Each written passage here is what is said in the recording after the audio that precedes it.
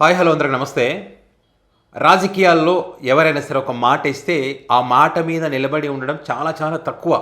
వాళ్ళు ఇచ్చినటువంటి వాగ్దానాలు అమలు చేయకపోవడం కానీ, వాళ్ళు పొలిటికల్గా ఏదైనా డిసిషన్ తీసుకుంటే మళ్ళీ వెంటనే యూటర్న్ తీసుకోవడం కానీ ఇలాంటివి ఎక్కువగా చేస్తూ ఉంటారు. కానీ జగన్మోహన్ రెడ్డి గారి స్టైల్ కొద్దిగా వేరుగా ఉంటుంది.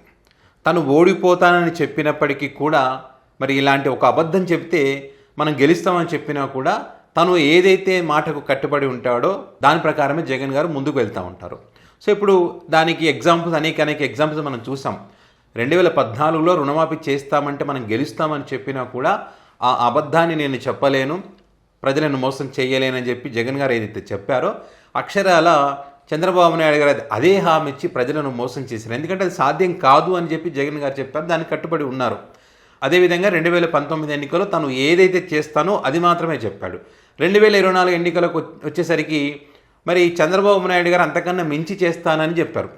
జగన్ గారు నేను ఇంతవరకే చేయగలుగుతానంటే జగన్ గారికి ఇది చేత కాదు అని చెప్పి చంద్రబాబు నాయుడు గారు అంతకన్నా ఎక్కువ చేస్తానని చెప్పి మరి అధికారంలోకి వచ్చిన తర్వాత చేయనటువంటి పరిస్థితి. అంటే జగన్ గారు ఏదైతే చెప్పారో 2024 ఎన్నికల్లో ఇది సాధ్యం కాదు ఈ సూపర్ 6 అని, అదే జరుగుతున్నటువంటి పరిస్థితి. అట్లా చంద్రబాబు నాయుడు గారు ఎన్ని యూటర్నల్నే తీసుకుంటాడు. బీజేపీ పార్టీతో పొత్తు, కాంగ్రెస్ పార్టీతో పొత్తు, వేరు పార్టీలతో పొత్తు పెట్టుకోవడం, మళ్ళీ యూటర్న్ తీసుకోవడం, మళ్ళీ వాళ్ళని పొగడడం, మళ్ళీ వాళ్ళని తిట్టి ఇట్లాంటివి చేస్తూ ఉంటారు. సో ఇప్పుడు ఇదంతా ఎందుకు చెప్తున్నానంటే జగన్మోహన్ రెడ్డి గారికి ఢిల్లీ నుంచి మరొక కాల్ వచ్చింది. మొన్న ఎన్డీఏ నుంచి అంటే రాజ్నాథ్ సింగ్ గారు కాల్ చేసిన తర్వాత ఇక్కడ టీడీపీ పార్టీకి, జనసేనకు, ఇక్కడ ఏపీలో ఉన్నటువంటి 2 తెలుగు రాష్ట్రాల్లో ఉన్న బీజేపీ పార్టీ నాయకులకు అందరికీ మండింది. జగన్మోహన్ రెడ్డికి ఎందుకు అవసరం, ఫోన్ చేయాల్సిన అవసరం వచ్చింది, వాళ్ళ బలం ఉంది కదా వైస్ ప్రెసిడెంట్ ఉప ఎన్నికకు సంబంధించి, ఎందుకు అడగాలి జగన్ని అనేటువంటి కోపం వచ్చింది. వాళ్ళ మీడియా కూడా కడుపు మంట అంతా ఇంత కదా, అది ఏ రకంగా ఉందో కూడా మనం చూసాం. ఎట్లా కాల్ చేస్తారని జగన్మోహన్ రెడ్డి గారితో వాళ్ళ బంధాన్ని కొనసాగించాలనే ఉద్దేశంతో వాళ్ళు కాల్ చేయడం, జగన్ గారు కూడా వాళ్ళకి మద్దతు ఇస్తారని చెప్పడం, మరి ఎన్ని ఒత్తిడులు వచ్చినా కూడా ఎవరు ఏ రకంగా మాట్లాడినా కూడా మాట కట్టుబడే వాళ్ళకు మద్దతు ఇవ్వడం జరిగింది వేరు సందర్భాల్లో కూడా. ఇప్పుడు ఇండియా కూటమికి సంబంధించినటువంటి ఎవరైతే సుప్రీంకోర్టు జడ్జిగా పనిచేసినటువంటి సుదర్శన్ రెడ్డి గారు ఎవరైతే ఉన్నారో వైస్ ప్రెసిడెంట్గా పోటీ చేస్తున్నటువంటి జగన్ గారికి కాల్ చేశారంట, మీ మద్దతు మాకు కావాలి అని చెప్పి. అయితే మరి జగన్ గారు మరి ఇండియా కూటమి మధ్య అన్నారు, మాకు ఇండియా కూటమి వాళ్ళు కాల్ చేయలేదు, మాకు మొదటి కాల్ చేసిన వీళ్ళు కాబట్టి వీళ్ళకి మద్దతు ప్రకటించామని.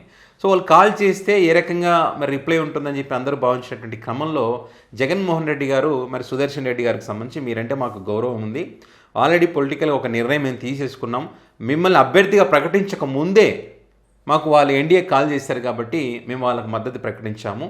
సో మీరు వ్యక్తిగతంగా మీ మీద మాకు గౌరవం ఉంది, కానీ ఆల్రెడీ డిసిషన్ తీసుకున్నాం, నేను మాట తప్పలేను అని చెప్పి ఆయనకి చెప్పిన తర్వాత సో ఆయన బాధ్యతగా ఆయన కాల్ చేస్తానని చెప్పి ఆయన చెప్పడం, జగన్ గారి రిప్లైకి ఆయన హ్యాపీగా ఫీల్ కావడం జరిగిందని చెప్పి ఒక పొలిటికల్ సర్కిల్లో పెద్ద చర్చ జరుగుతూ ఉంది.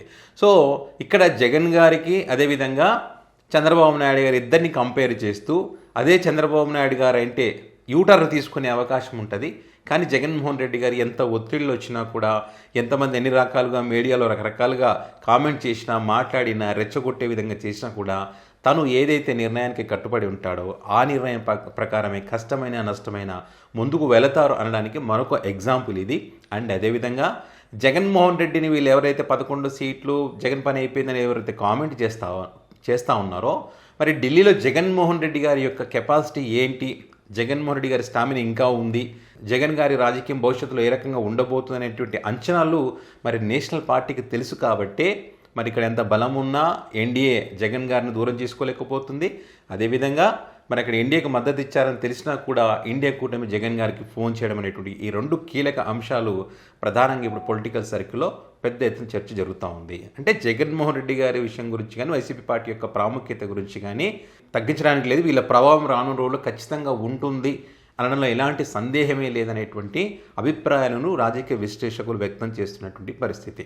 అంటే ఈ ఎపిసోడ్లో జగన్ గారు ఒక క్లియర్ మెసేజ్ ఇచ్చారు, మాటకు కట్టుబడి ఉంటే నేను ఎన్ని ఒత్తిళ్ళు వచ్చినా దేనికైనా తలొక్కేటువంటి ప్రసక్తి ఉండదు, కష్టమైన నష్టమైన ముందుకు వెళ్తాననేటువంటి ఒక మెసేజ్ అయితే జగన్ గారు ఇచ్చారు.